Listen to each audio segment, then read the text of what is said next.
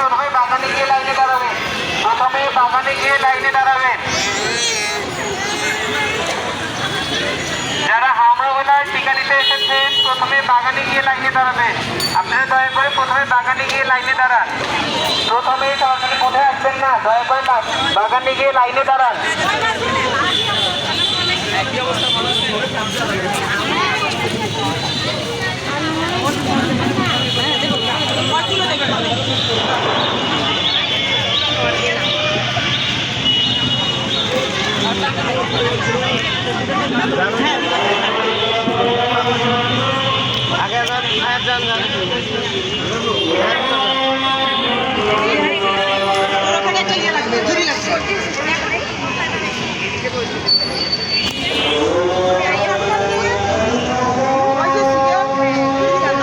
ময়লা